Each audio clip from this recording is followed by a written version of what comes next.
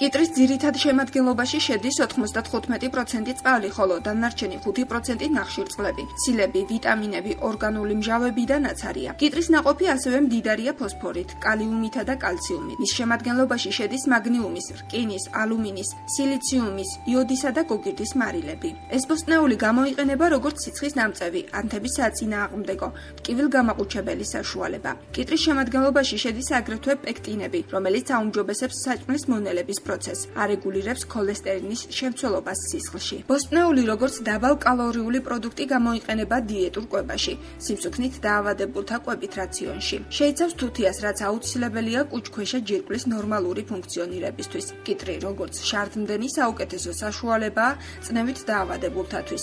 გამოიყენება კუჭში შეკრულობის საწინააღმდეგოდ.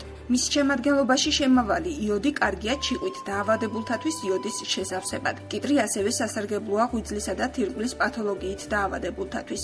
ეს ბოსტნეული სამკურნალოდ და პროფილაქტიკისთვის შეგვიძლია მივიღოთ დღეში 2 კილოგრამი ცოტაოდენ მარილთან ერთად. შესაძლებელია გადავანაწილოთ 5 ჯერზე. კიტრი არა მხოლოდ სამკურნალოდ, არამედ კოსმეტიკაშიც ოდითგანვე აქტიურად გამოიყენებოდა. მისი წვენი იხმარება როგორც კანის მათეთრებელი, გამახალისებელი და მოტონიზირებელი საშუალება. გამოიყენება ნაოჭების საწინააღმდეგოდ. ამისთვის კიტრის თხელი ანათალები 10-12 წუთის განმავლობაში უნდა გავიჩეროთ პრობლემურ ადგილას. კიტრის ახლად გამოწურული წვენი ეფექტურია ცხიმიანი, ფოროვანი და მოყვითალო ფერის კანის მქონე ადამიანისათვის, რადგან იგი ათეთრებს და არბილებს კანს.